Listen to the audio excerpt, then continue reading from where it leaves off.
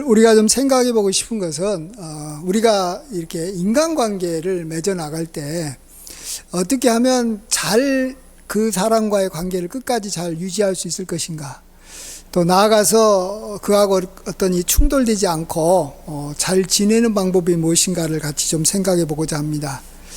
저나 여러분이 오늘 설교를 들으면서 내가 가장 이렇게 여기 신경 쓰는 그러한 사람이 있거든요. 보통 이제 부부인 경우에는 이제 서로 배우자가 가장 신경 쓰이는 것이고, 또 아들, 딸이 같이 오랫동안 지내고 있으면 아들, 딸과의 관계가 있을 것이고, 또 아니면 뭐 가까운 어떤 친척들이 나하고 관계가 좀 이렇게 잘 오랫동안 지내면서 자주 만나는 사람과의 관계가 참 중요합니다. 어찌다 한 번씩 만난 사람은 우리가 그 사람과의 관계를 어떻게 지낼 것인가는 신경 안 써도 됩니다. 예. 그냥 서로 이렇게 적당하게 이렇게만 예의를 갖추고 서로 이렇게 좀만 이야기하면 또 금방 헤어지기 때문에 관계 맺는 게 어렵지 않습니다. 그러나 이제 회사 다니는 분들이 회사에서 늘 이렇게 상사하고 만나고 또 동료하고 만나고 부하들하고 만날 때 그들하고 어떻게 잘 부딪히지 않고 잘 지낼 것인가, 이게 굉장히 중요한 것입니다.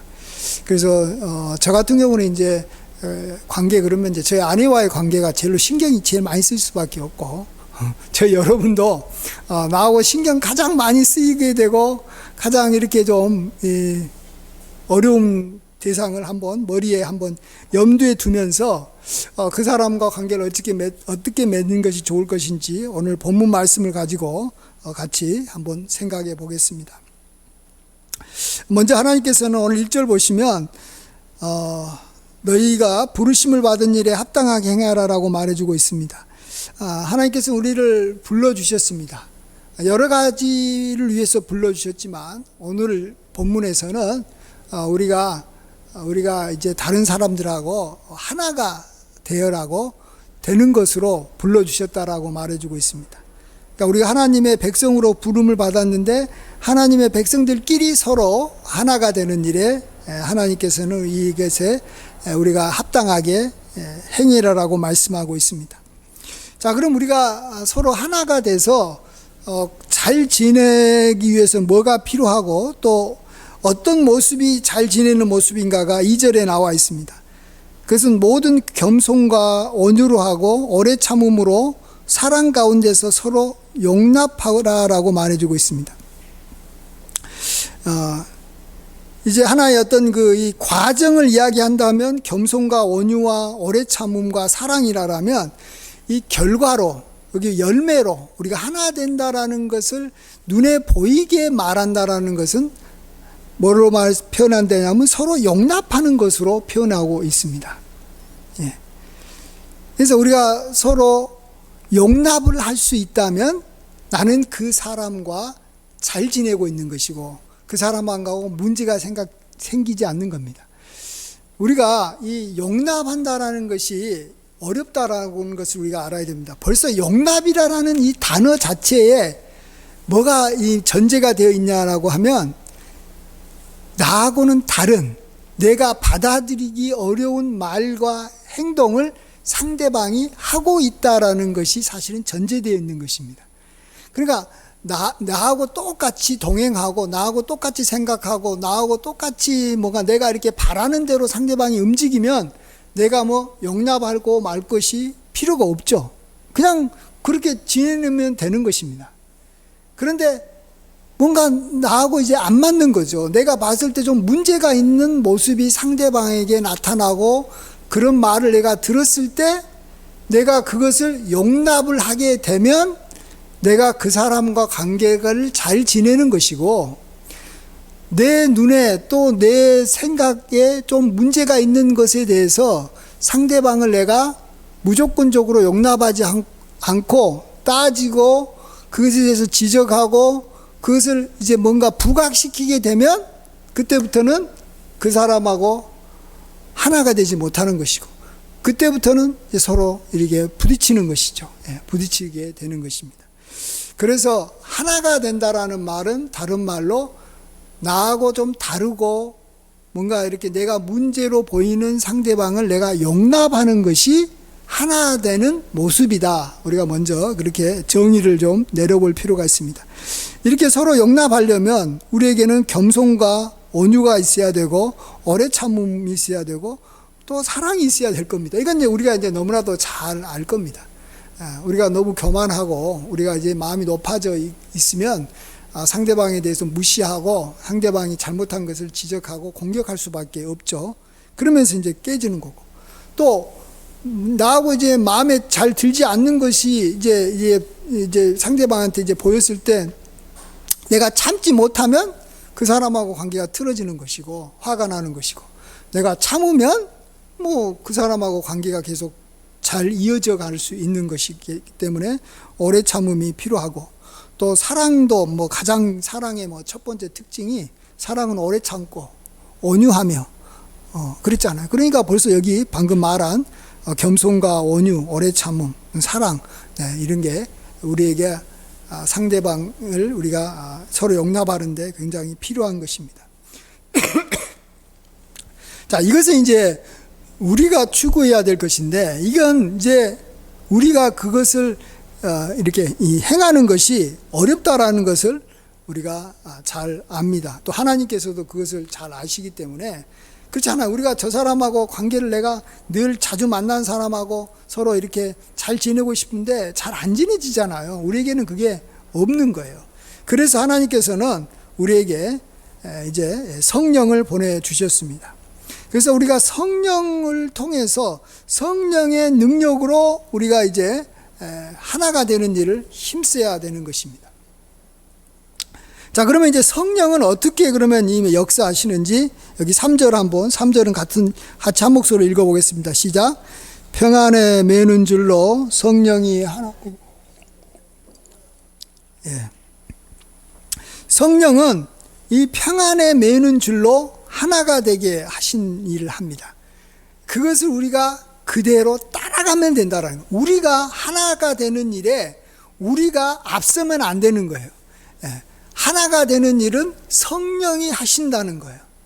그러면 우리가 그 일을 따라서 같이 이렇게 옆에서 거들기만 하면 되는 거예요. 내 일이지만 성령이 주도권을 쥐고 그 일을 해주시겠다라고 말해주고 있습니다. 자, 그러면 여기서 이 하나가 되는데 이렇게 여기 매는 줄이 필요한다라는 것을 또 말해주고 있는데요. 우리가 이제 보통 뭐 이렇게 여기 흩어져 있는 뭐 나무 가지들을 이렇게 모아가지고 이렇게 끈으로 이렇게 묶지 않습니까?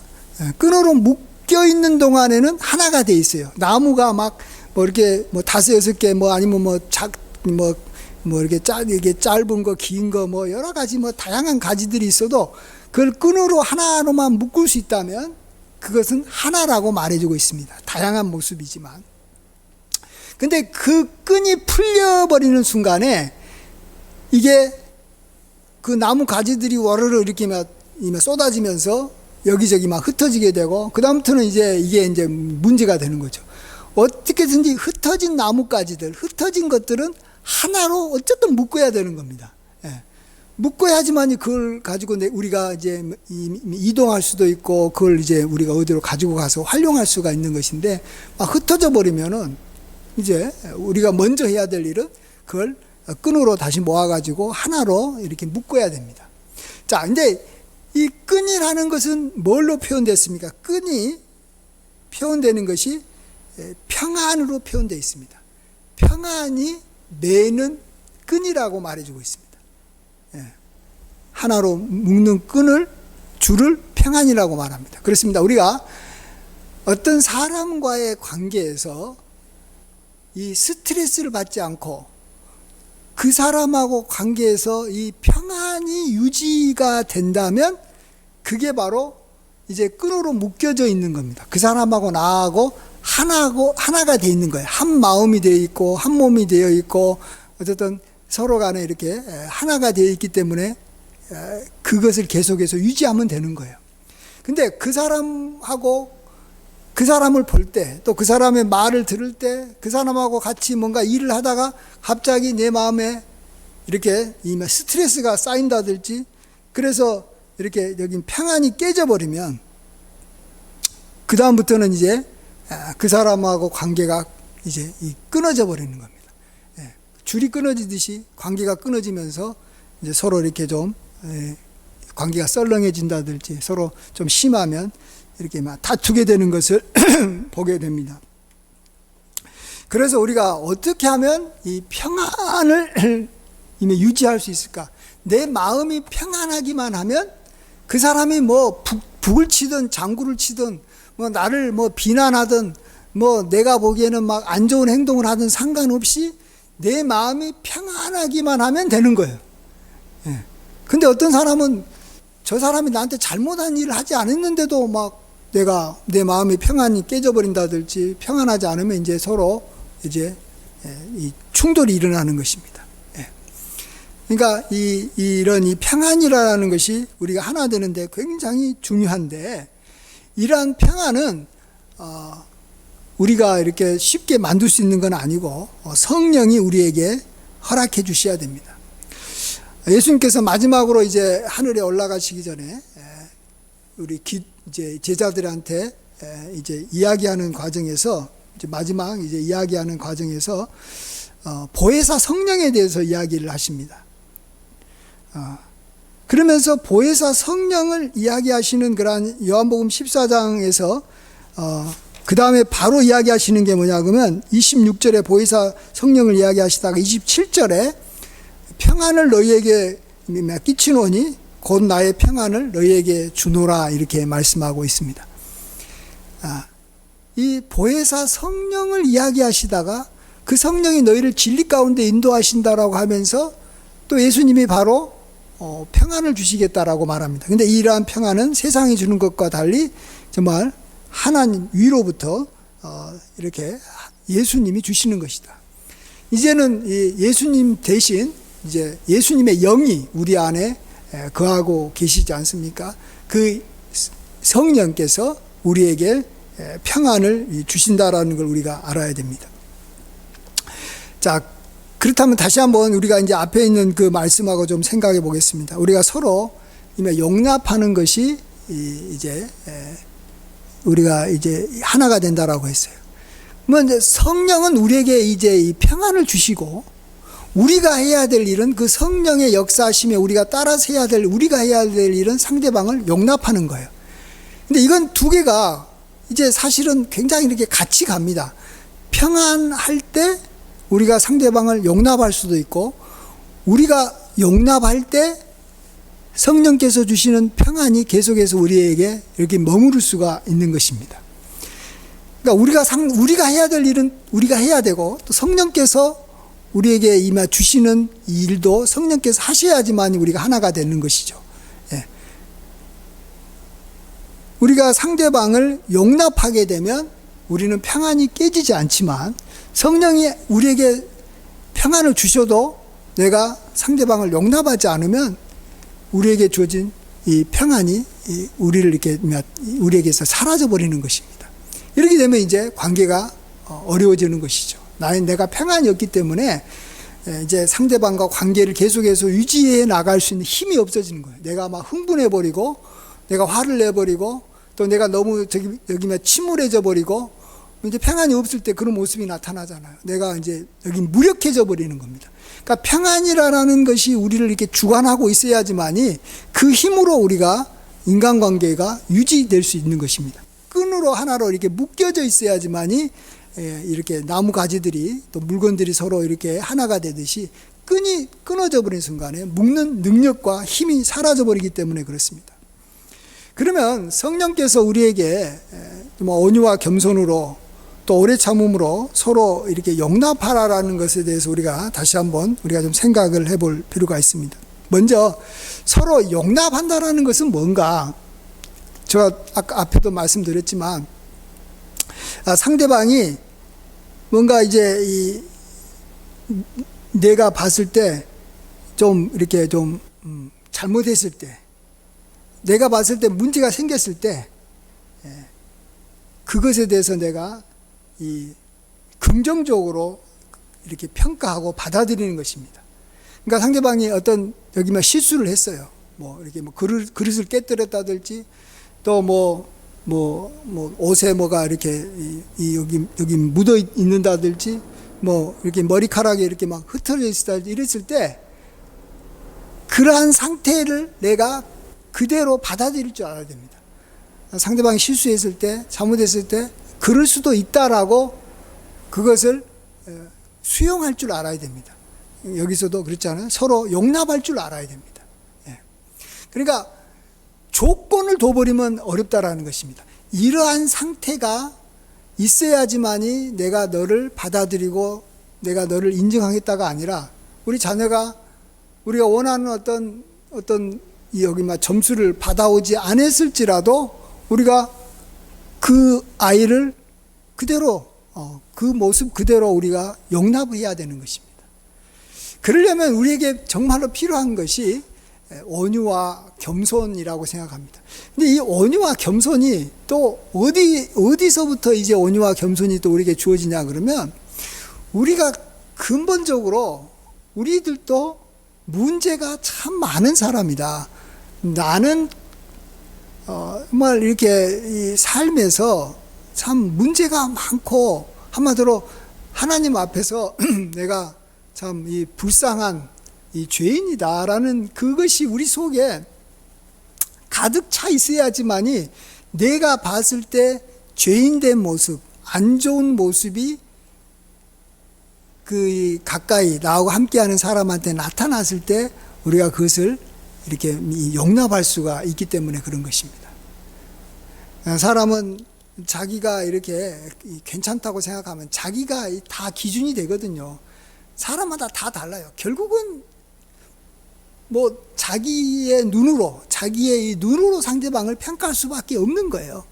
그래서 자기 눈이 이렇게 낮아져 있으면 자기가 용납하고 이렇게 포용할 수 있는 대상들이 또 그러한 어떤 행동이나 말이 굉장히 이렇게 넓어지고 많아진 것이고, 자기의 눈이 높아져 버리면 자기가 이렇게 수용할 수 있는 것이 얼마 되지 않는 거예요. 그러니까 이제 그런 눈이 높은 사람한테는 아주 수준 높은 사람이 다가오지 않는 이상 평범한 사람이 왔을 때는 그 사람하고 계속해서 부딪힐 수밖에 없는 겁니다. 수용이 안 되니까.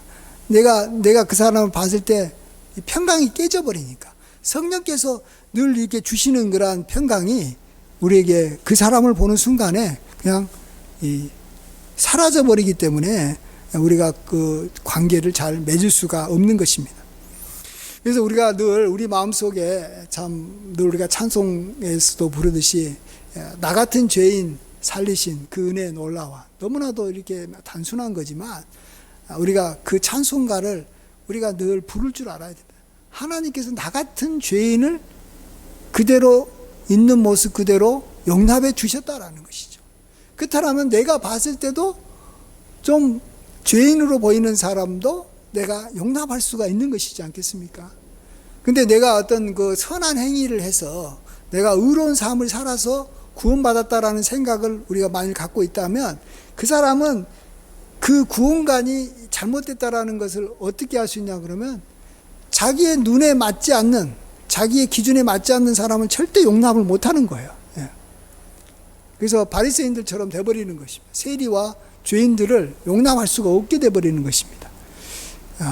그래서 우리는 어떤 선한 행위로 구원받는 우리가 아니라 하나님께서 나를 부르실 때 내 모습 그대로, 특별히 내가 죄인 되었을 때 하나님께서 나를 위하여 자기 아들을 보내주셔서 십자가에서 나를 향한 하나님의 사랑을 확증해 주셨다라는 것을 우리가 확실하게 마음에 두면서 살아야 됩니다. 그럴 때 우리 안에 들어온 성령이 우리에게 주신 그러한 평안이 떠나지 않고 그 평안 가운데서 사람들하고 만나는 것입니다. 그래서 우리는 누구를 보더라도 이게 샬롬인 거예요. 샬롬. 누구를 보더라도 평안인 거예요. 내가 그 사람을 볼 때마다 마음이 이렇게 여기 막 요동치지 않는 거예요. 평안이 깨지지 않는 거예요. 저 사람을 봐도 샬롬, 저 사람을 봐도 샬롬. 또 어떤 행동이 나타나더라도 우리는 내 마음속에 그 사람하고 이렇게 샬롬의 관계를 유지할 수가 있는 것입니다. 그래서 이것이 정말로 우리가 그러니까 여기서 정말로 중요한 것은 수용한다라는 것입니다. 아까 얘기도 나오지만 서로 용납한다라는 것입니다.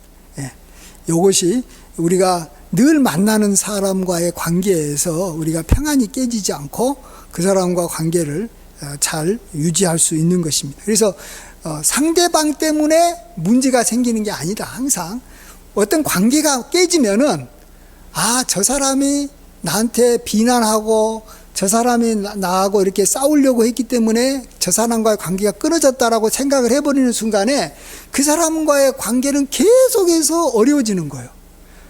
내가 저 사람의 저런 모습을 용납하지 않았기 때문에 내가 저 사람과의 관계가 깨졌고 저 사람 보면은 계속 불편하는구나. 나에게 문제가 있구나. 이것을 이렇게 인정을 해야지만이 그 다음부터는 내가 조심하게 되니까 그 사람과의 관계가 이전처럼 많이 깨지지 않고 또 빨리 회복될 수가 있습니다. 그 다음에 우리가 이제 두 번째로, 이건 좀 차원이 다른 문제인데, 두 번째로 우리가 누군가하고 하나가 되려고 할 때, 우리가 이 하나가 되는데 도움이 많이 되는 게 뭐냐 그러면 그 사람하고 나하고 이 차이점을 많이 부각시키고 그것이 많이 내 속에 이렇게 기억이 되어 있으면 그 사람하고 기본적으로 하나가 되고 그 사람하고 평강 가운데 있기가 어렵습니다. 내가 어떤 사람을 봤을 때 저 사람하고 나하고 공통점과 같은 점이 빨리 생각나고 그것이 다가올 때 내가 그 사람하고 이렇게 평강의 관계, 특별히 그 사람의 어떤 여기만 차이점, 그 사람이 갖고 있는 문제도 빨리빨리 이렇게 수용된다라는 걸 알아야 됩니다. 그렇죠? 내가 누구를 만났는데 그 사람하고 나이가 비슷해. 그러면 빨리 하나가 될 수 있습니다. 그 사람하고 나하고 이렇게 처지가 비슷해. 나도 지금 어떤 이 경제적인 문제로 힘든데 저 사람도 경제적인 문제로 힘들고, 저 사람이 자식 문제로 힘들면 나도 자식 문제로 힘들고, 어쨌든 뭔가 나하고 그 사람하고 이렇게 이 공통점이 빨리빨리 생각이 나고 이렇게 되면은 이제 금방 하나가 될 수 있습니다. 그런 면에서 오늘 여기 보시면 4절, 5절, 6절이 그런 내용을 이야기하고 있다고 생각합니다.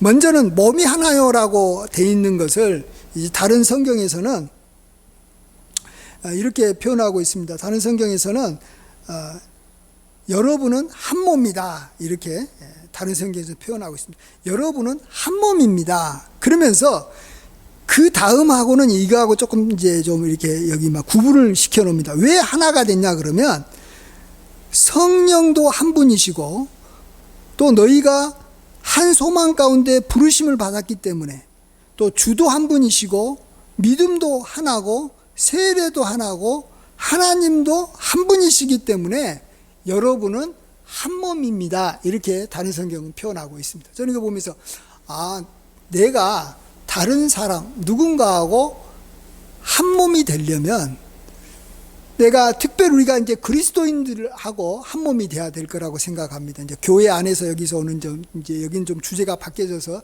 일반적인 사람이 아니라 교회 안에서 만나는 우리 성도들을 봤을 때는 이 누구를 보든지 간에 성령, 그분에게 있는 성령과 나에게 있는 성령이 같은 하나지, 저분도 나하고 같은 성령을 받았지, 이렇게 생각해야 됩니다. 근데 이제 나는 성령 받았는데 너는 성령을 왜 안 받았냐, 성령 받으려면 이렇게 라고 하면 벌써부터 이제 끝나는 거예요. 나는 성령이 있는 구원받은 사람이고 너는 성령이 없는 앞으로 구원 받아야 될 사람이고, 그러면 이제 그 사람은 하나가 되겠어요? 안 되잖아요. 분명히 성경에서는 우리가 예수님을 믿을 때 우리 안에 성령이 오셔서 영원토록 우리와 함께 계시겠다라고 말씀해 주고 있습니다. 그렇기 때문에 우리는 나만 성령이 있는 게 아니라 우리 성도님들, 예수님을 믿는 모든 성도에게 성령이 계신다라는 걸 빨리 인정을 해야 됩니다. 자, 그 다음에 우리 성도들을 딱 보는 순간에 그하고 하나가 되고 그하고 이렇게 좀 관계를 잘 맺으려면 우리가 한 소망을 갖고 있는 사람이다. 우리는 같은 소망을 갖고 있다. 여기서 이제 소망에는 뭐 여러 가지가 있겠습니다만 우리가 같이 저 하늘나라에 들어갈 소망이 가장 뭐 대표적인 것일 것이고 또 뭐 이렇게 소망이 같다라는 거예요.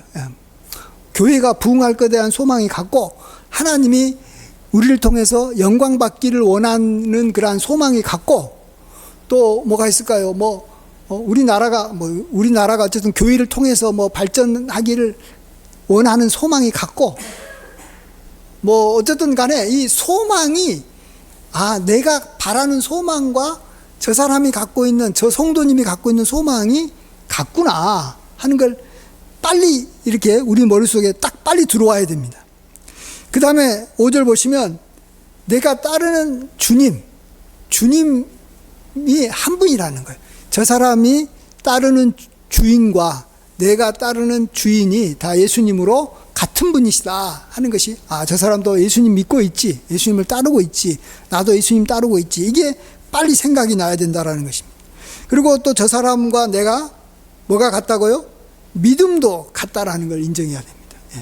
물론 믿음에도 뭐 큰 믿음도 있고 작은 믿음도 있지만 어쨌든 간에 우리가 하나가 되기 위해서는 그런 크고 작고로 이렇게 자꾸 이렇게만 나누지 말고 그 사람이 갖고 있는 믿음과 내가 갖고 있는 믿음은 같다.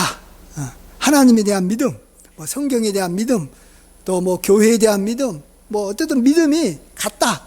이렇게 생각해서 저 사람과 나는 같은 믿음을 갖고 있다.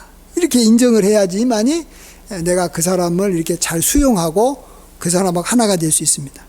그 다음에 또 세례도 하나다.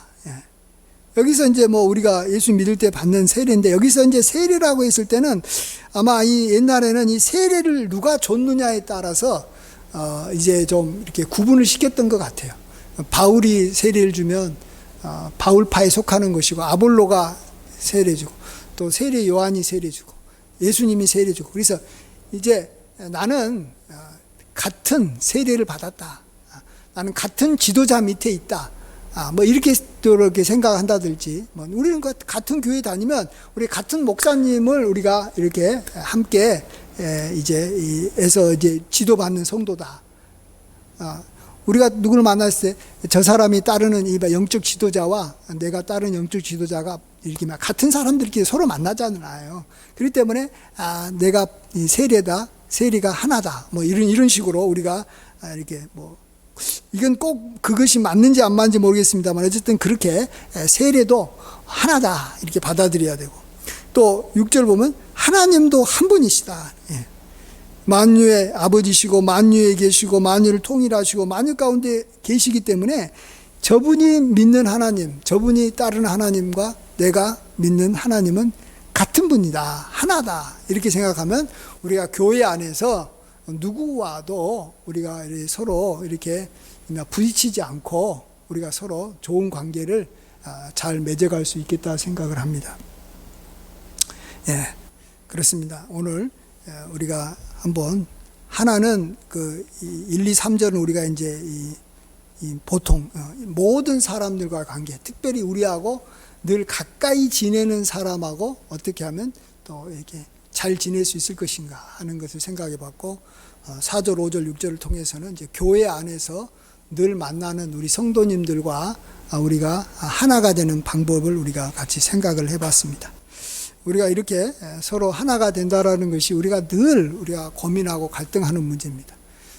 그래서 무엇보다도 우리가 늘 만나는 사람하고 이렇게 이 평강 가운데 지내게 해달라고 우리가 늘 기도하지 않습니까? 우리 가정에 평강이 떠나지 않게 해달라고. 우리가 싸우고 다투면 평강이 사라져버리거든요. 성령이 주신 평강이 얼마나 귀하고 정말로 이게 복된 것인데 우리가 그것을 우리가 상대방을 이렇게 용납하지 못함으로 우리가 평강을 이렇게 보내버린다면 우리는 엄청난 손해예요. 평강의 가치가 뭐 수백조라고 생각합니다. 평강이 사라져버리면 우리는 거의 모든 게 사라져버렸다고 볼 수 있어요. 건강도 좀 있으면 평강하지 않는 사람한테는 건강도 사라질 것이고 이 물질도 좀 있으면 사라질 것이고 뭐 어쨌든 좋은 것들이 이 평강과 함께 다 사라져버리는 것입니다. 근데 그 귀한 평강이 무엇 때문에 사라진다고요? 내가 상대방을 용납하지 않는 순간에 사라지는 거예요. 다른 것 때문에 평강이 사라지는 게 아니라.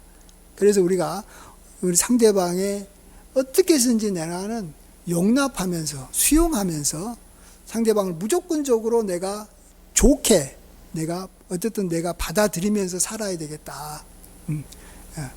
내가 봤을 때는 문제점이 없어 보여야 됩니다. 그러려면 내 자신이 어마어마한 문제점이 있었음에도 불구하고 하나님께서 나를 용납해 주시고 수용해 주셨다라는 사실, 그런 나를 구원해 주셨다라는 사실을 우리가 늘 기억한 가운데 겸손하고 온유하게 살아야 됩니다.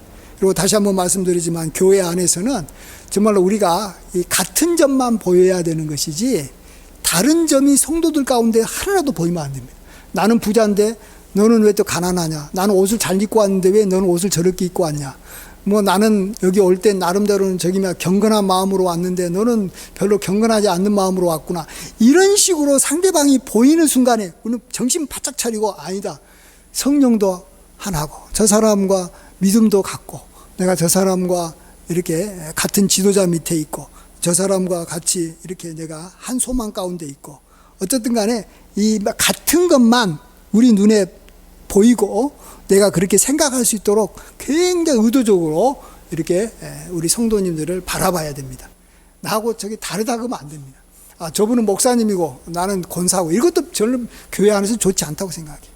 교회 안에서 딱 들어오는 순간에 우리가 믿는 하나님은 같은 하나님 믿고 있고, 우리는 같은 소망 가운데 살고 있다, 이런 마음으로 우리가 서로 바라본다면 교회 안에서 우리가 충분히 하나가 될 것이고, 우리가 하나가 되는 삶만 잘 살고 있으면 이제 예수님께서는 우리에게 믿는 사람들도 더해 주시겠다라고 말씀해 주고 있습니다. 어떤 교회는 이렇게 전도 안 해도 막 부흥하는 교회들이 있어요. 그런 교회의 특징을 딱 보면 한 가지예요. 교회에서 분란이 없고 평화로워요. 하나가 돼 있어요. 그러면 그 교회는 부흥하는 거예요. 예. 그러면 서로 싸우는 교회에 누가 오겠어요? 절대 안 오고, 하나님께서도 그런 교회에 사람을 붙여주지 않을 거 아닙니까? 예. 그래서 예수님께서도 말씀하셨듯이 우리가 서로 하나가 되면 세상 사람들이 예수님을 하나님께서 보내주신 것을 믿고 교회로 오게 되어 있습니다. 그래서 우리가 하나가 되는 일에 힘쓰는 것이 정말 여러 면에서 정말 너무나도 참 중요하다라는 걸 우리가 다시 한번 생각하시고, 그 하나됨의 길로 가시는 우리 모두가 되기를 주의 이름으로 축원드립니다. 아멘. 기도하겠습니다. 아버지 하나님, 우리를 정으로 하나가 되도록 우리를 불러주셨고 또 하나님의 백성이기에 우리가 당연히 그러한 하나됨의 모습을 보여야 되는 줄 믿습니다. 그러기 위해서 우리가 늘 상대방을 늘 함께하는 사람을 잘 수용하고, 문제점들이 있어도 우리가 잘 받아들이고 용납할 수 있는 저희들이 될 수 있게 인도하여 주시옵소서. 또 우리 성도님들과 서로 하나 되는 데 힘써서 항상 공통적인 면만 보이고 차이점은 우리가 생각나지 않도록 도와주시옵소서. 주님께 모든 영광을 돌리옵고 예수님의 귀하신 이름으로 기도하옵나이다. 아멘.